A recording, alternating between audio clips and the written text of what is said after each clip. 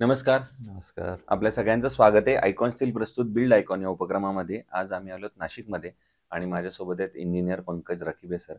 त्यांच्याबद्दल सांगायचं म्हणजे 2005 पासून अर्थात 20 वर्षांपूर्वी त्यांनी या क्षेत्रात कामाला सुरुवात केली आणि आपण असं म्हणतो की अन्न, वस्त्र, निवारा अर्थात ही माणसाच्या मूलभूत गरजा आहेत आणि निवारा ही जी गरज आहे अर्थात अशा सिव्हिल इंजिनिअर्समुळे ती फार मोठ्या प्रमाणात अगदी गाव पातळीपासून ते अगदी मोठ्या मेट्रोपर्यंतल्या हाय राईज टॉवरपर्यंत ती पूर्ण होते. पण त्यांचं एकंदर या क्षेत्रातलं योगदान कसं आहे आणि अर्थात रेसिडेन्शियल बरोबर त्या अन्यही काही कमर्शियल, इंडस्ट्रियल, इन्स्टिट्यूशनल अशाही प्रोजेक्ट्सवर काम करतात. त्यामुळे त्यांचा आतापर्यंतचा प्रवास कसा होता, त्यांना आलेले अनुभव कसे आहेत, त्यांचा या क्षेत्राकडे बघण्याचा स्वतःचा दृष्टिकोन काय आहे, या सगळ्या संदर्भात आपण त्यांच्याशी गप्पा मारणार आहोत बिल्ड आयकॉन या प्लॅटफॉर्मवर. नमस्कार सर. नमस्कार. तर आपण गप्पांना अर्थातच अशी सुरुवात करूया ते म्हणजे तुमच्या थोड्याशा पार्श्वभूमीपासून फ्लॅशबॅकपासून आपण असं म्हणू ओके. पिक्चरसारखं. त्यामुळे मला आधी ऐकायचं ते म्हणजे तुमची शैक्षणिक पार्श्वभूमी, की शाळा, कॉलेज कशी होती? सिव्हिल इंजिनिअरिंग या क्षेत्राकडे कसं वळालात? आणि त्यामुळे हा शैक्षणिक प्रवास कसा होता? काय सांगाल? सर एज्युकेशन तर माझं मराठा हायस्कूलमध्ये झालं हं. नाशिकमध्ये. हं, हं. त्याच्यानंतर मी डिप्लोमा केला सिव्हिल इंजिनिअरिंगमध्ये हं. आणि सिव्हिल इंजिनिअरिंगला जाण्यामागचं एक खूप कारण वेगळं होतं. हं. आमच्या फॅमिलीला इंजिनिअर्स फॅमिली म्हणतात अच्छा. आणि आमच्याकडे सिव्हिल इंजिनिअर कोणी नव्हतं. बरं. तर म्हणून अच्छा. मी सिव्हिल इंजिनिअरिंग केलं. अच्छा. हो. कसं तर शेवटच्या घरामध्ये फील्ड एक सिव्हिल इंजिनिअर पाहिजे हो पाहिजे. आपल्या म्हणून. तर गव्हर्नमेंट पॉलिटेक्निकला मी डिप्लोमा इन सिव्हिल इंजिनिअरिंग केलं आणि हं, हं. त्याच्यानंतर प्रवरानगर लोणीला माझं इंजिनिअरिंग झालेलं आहे. हं, हं. आणि मग त्याच्यानंतर मी फील्डमध्ये आलो. फील्डमध्ये येण्याच्या आधी मी 2 वर्ष डिटेलिंगमध्ये जॉब केला आणि हं. त्याच्यानंतर मी कॉर्पोरेशनसाठी ऑलमोस्ट 8 वर्ष मी कन्सल्टंट म्हणून काम केलं. ओके. जेन्युआरएमचे प्रोजेक्ट्स हे माझ्या अंडर झालेले आहेत ओके. नाशिकमध्ये. ओके. जे काही जेन्युआरएमचे प्रोजेक्ट झालेले हं, आहेत हं, ते. हं. वॉटर सप्लाय स्कीम आणि गोदावरी रिव्हरफ्रंट डेव्हलपमेंट हे 2 प्रोजेक्टवरती मी as a project management consultant म्हणून काम करत होतो. Very good.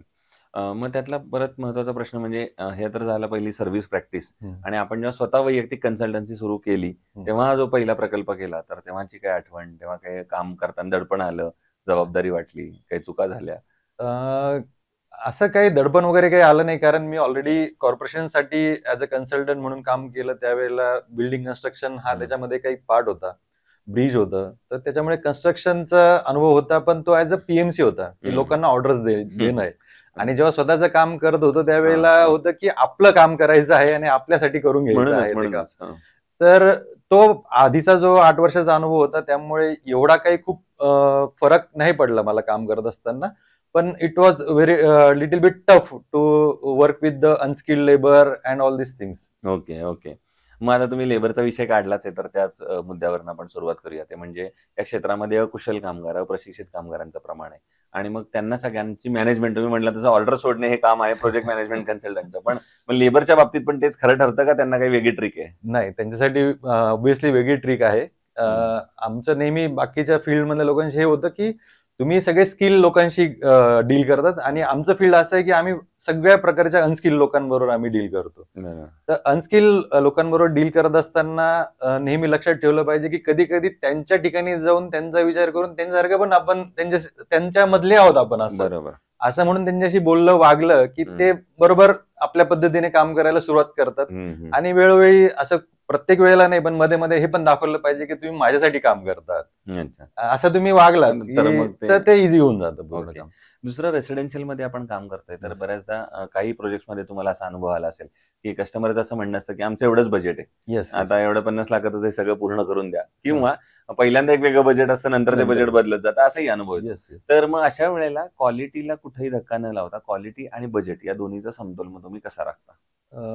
सर याच्यामध्ये मी एक सगळ्या जे घर बांधतायत त्यांच्यासाठी मी एक गोष्ट सांगू इच्छितो, हं, की तुम्ही घर ज्यावेळेला बांधतात त्यावेळेला घराचं फाउंडेशन आणि घराचा ढाचा हा जो आहे ना, हा जर तुम्ही मजबूत केला, त्याच्यामध्ये तुम्ही कमी कॉम्प्रोमाईज केलं आणि ज्या फिनिशिंग आयटम आहेत, त्याच्यामध्ये तुम्ही कॉम्प्रोमाईज केलं, तर तुम्ही फिनिशिंग आयटम 5 वर्षांनी, 10 वर्षांनी तुमच्याकडे जेव्हा पैसे येतील, तेव्हा हं, तुम्ही ते चेंज करू शकता किंवा रिन्युएट करू शकता. हं, हं. पण तुम्ही जो ढाचा उभा केलाय, जे स्ट्रक्चर उभं केलंय ना, तर ते तुम्ही चेंज नाही करू शकत. एक तर बरोबर. तुम्हाला ते पूर्ण पाडून नवीन करावं लागेल किंवा जे आहे त्याच्यामध्येच तुम्हाला रिन्यूएशन करावं बदल लागेल. करावा तर लागेल. रिन्यूएशन गोष्टी तुम्ही चेंज करू शकता, पण तुम्ही ढाचा नाही बदलू शकत. सो हं, आम्ही हं. जेव्हा कॉस्ट कटिंग किंवा क्लायंटचं बजेट ज्यावेळेला असतं, त्यावेळेला आम्ही हेच सांगतो, की तुम्ही जे स्ट्रक्चर आहे, ते तुम्ही प्रॉपर कन्स्ट्रक्ट करून घ्या. तुम्ही ज्या फिनिशिंग आयटम मध्ये तुम्ही त्याच्यामध्ये कॉम्प्रोमाइज करू शकता. या पद्धतीने तुमचं बजेट पण कमी होईल आणि तुमचा बंगला पण कम्प्लीट होईल. ओके. तुम्ही मगाशी सांगितलं गव्हर्नमेंटमध्ये प्रोजेक्ट कन्सल्टन्सीमध्ये पण आपण येस. किंवा कन्सल्टंट म्हणून सॉरी काम केलेलं आहे. तर मग कुठले-कुठले महत्त्वाचे प्रकल्प होते आणि ते कशा स्वरूपाचे होते?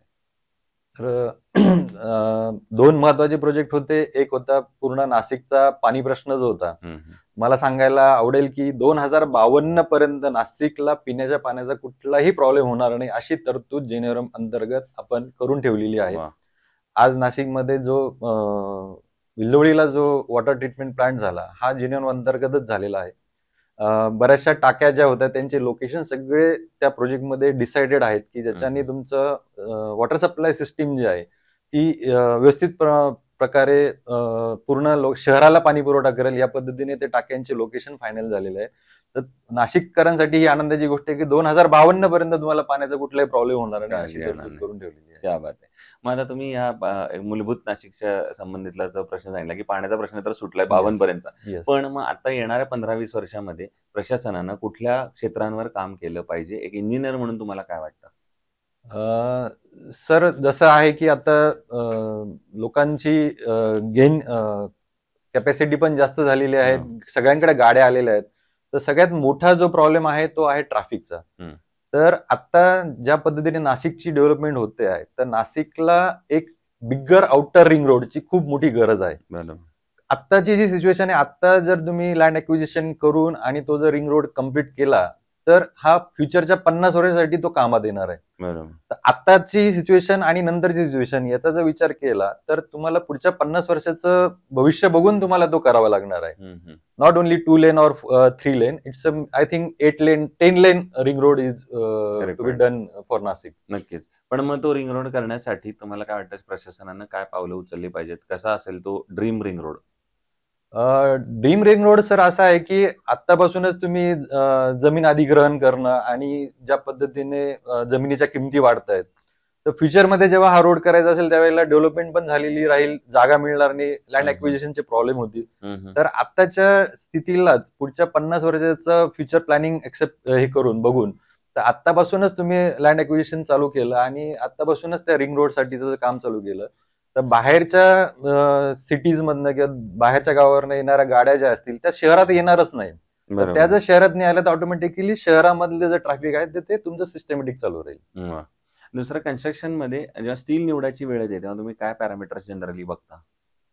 तर स्टील पॅरामीटरमध्ये तर टेक्निकली आय स्टँडर्ड ज्या पद्धतीने सांगताय, की तुमचं स्टीलची क्वालिटी कशी पाहिजे, काय पाहिजे, त्या सगळ्या गोष्टी तर बघाव्याच लागतात. त्याला काही ऑप्शन नाही आहे. हं, हं. आणि त्यातल्या त्यात मग ज्यावेळेला आपण स्टील ऑर्डर करतो, त्यावेळेला त्याचं टेस्टिंग किंवा मग जो स्टील सप्लाय करतोय, जी कंपनी करते किंवा जो डीलर करतोय, त्याच्याकडनं आपण त्याचे टेस्टिंग रिपोर्ट मागून घेतो बरोबर. आणि त्याच्यावरनं डिसाईड करतो, की कुठलं स्टील आपण वापरावं, कुठलं स्टील नाही वापरावं.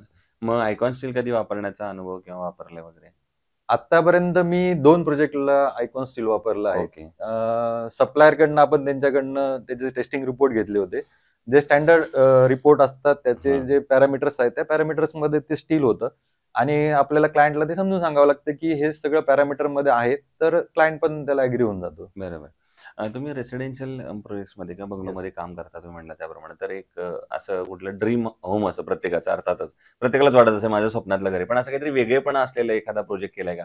त्यात काही नवीन प्रॅक्टिसेस किंवा नवीन काहीतरी बघण्यासारखं केलं आणि त्या काय प्रोजेक्टचं वैशिष्ट्य होतं? सर असे खूप प्रोजेक्ट केले. ऑलरेडी मला 6 अवॉर्ड मिळाले क्या आतापर्यंत. बात आहे! मग बेस्ट त्यातला काँक्रीट स्ट्रक्चर काही किंवा सांगू शकाल तुम्ही जर ऍक्च्युअली रिसॉर्ट, हॉटेल्सचे बरेच कामं केलेले आहेत. बंगलोचे काम केले. आपले माननीय अजयदादा बोरस्ते यांच्या बंगल्याचं काम पण मी केलेलं आहे. त्यांचा बंगला पण खूप सुंदर प्रकारे कंप्लीट झालेला आहे. त्याच्यानंतर मला सांगायला आवडेल, की देवळ्यामध्ये मी एक खूप मोठं मंगल कार्यालयाचं काम केलं आहे अच्छा. आणि मंगल कार्यालयाला परमिशन म्हणून माझ्या मते पूर्ण नाशिक जिल्ह्यामधलं तो एकच प्रोजेक्ट आहे, की ज्याला मंगल कार्यालय म्हणून परमिशन मिळाली. बरं. मग तर ते पण बाकीच्यांना काय म्हणून असते ती परमिशन असं? त्यांना ती आय थिंक त्यांना मला बँक्वेट हॉल टेक्निकल किंवा असं काहीतरी असं. वर्ड नाही माहिती ओके, ओके. मला सो त्याचा. मंगल कार्यालयाचं मिळालं हां, होतं. मंगल बरं, कार्यालयाचं बरं. परमिशन मिळाली ठीक आहे. आणि खूप छान मंगल कार्यालय आपण तिकडे केलेलं आहे. क्या नाशिक बात. जिल्ह्यामधलं चांगलं मंगल कार्यालय असं मला म्हणता येईल ते. वाह! वाह! बरेचसे रिसॉर्ट वगैरे केलेले हो, आहेत. हो. त्याच्यामध्ये जे रिसॉर्ट केले त्यांना पण अवॉर्ड मिळालेले आहेत. वाह! व्हेज अरोमा हॉटेल आहे, 5 एलिमेंट्स हॉटेल आहे. काबो किंग म्हणून एक रिसॉर्ट आहे, ग्रास रिसॉर्ट आहे, त्याच्यानंतर वॉटरस्केप रिसॉर्ट आहे. अरे वा, हे सगळे कामं केलेले आहेत. वा. आणि आता अगदी शेवटचा प्रश्न ते म्हणजे या क्षेत्रामध्ये जे नवीन तरुण इंजिनियर्स येत आहेत, फ्रेशर्स येतात, त्यांना तुम्ही काय सल्ला द्याल या क्षेत्रात येण्यापूर्वी? सर, सिव्हिल इंजिनिअरिंगमध्ये जेव्हा कोणाला यायचं असेल तर civil engineering is a very vast हो, सब्जेक्ट. ऍक्च्युली लोकांना असं वाटतं की सिव्हिल इंजिनियर म्हणजे फक्त बिल्डिंग कन्स्ट्रक्शन. हम्म. तर बिल्डिंग कन्स्ट्रक्शन हा सिव्हिल इंजिनिअरिंग मधला आय थिंक फक्त 20% पार्ट आहे. बाकी तुम्हाला खूप सारे स्कोप आहेत सिव्हिल इंजिनियरसाठी. तर तुम्हाला डिसिजन घ्यायचं आहे की तुम्हाला कुठल्या फील्डमध्ये जायचं आहे. तुम्हाला कुठल्या फील्डमध्ये जायचं असेल तर प्रत्येक फील्डमध्ये सिव्हिल इंजिनियरचं इम्पॉर्टन्स आहेच. बरोबर. आणि तुम्हाला त्या फील्डमध्ये जायचं असेल, तुम्हाला ज्या फील्डमध्ये आवड आहे, तुम्ही तिथे जाऊन पहिले तर त्या फील्डमध्ये जो कोणी आहे आत्ता एक्झिस्टिंग काम करतोय त्याच्या हाताखाली जाऊन तुम्ही मिनिमम 3 वर्ष तुम्ही काम केलं बरोबर. तर तुम्हाला त्या कामाबद्दल किंवा त्या एरियाबद्दल तुम्हाला माहिती मिळेल सगळी. आणि मग तुम्हाला ते सोपं जाईल की पुढे तुमचं स्वतःचं तुम्ही याच्यामध्ये कंटिन्यू करू शकता की परत तुम्ही यांच्याकडे जॉब करून तुम्ही अजून मोठ्या पोस्टवरती जाऊन तुम्ही ते कंटिन्यू करू शकता. असं बरोबर. त्यामुळे अनुभव सगळ्यात महत्वाचा अनुभव आहे. हा सगळ्यात महत्वाचा आहे. तर ते इंजिनियर पंकज रकीबे सर आणि त्यांनी सांगितलं त्याप्रमाणे अनुभव हा सगळ्यात महत्वाचा आहे. अर्थात हे फील्ड असं नाही की कॉम्प्युटर समोर बसून तासन-तास फक्त आपल्याला डिझाईन करायचे. अर्थातच प्रोजेक्टवर जाऊन त्या साईटवर जाऊन आपल्याला ते प्रॅक्टिकल हा सगळा अनुभव घ्यायचा आणि सरांनी सांगितलं त्याप्रमाणे अनेक अनस्किल्ड लोकांशी सुद्धा त्या निमित्तानं बोलायचे, भेटायचे आणि काम करायचे. त्यामुळं हे प्रॅक्टिकल ज्यांचा अप्रोच या फील्डमध्ये असणं फार महत्वाचं आहे. तर पुन्हा एकदा आपले मनापासून आभार की तुम्ही आलात आणि भविष्यात सुद्धा असेच उत्तम-उत्तम आयकॉनिक प्रोजेक्ट आपल्या हातून घडावेत. ज्या लोकांचं घराचं स्वप्न आहे ते तुम्ही पूर्ण करण्याचं काम करताय अर्थात. तर तेही आपल्या हातून घडावं याच आयकॉन स्टील तर्फे मनःपूर्वक शुभेच्छा. धन्यवाद.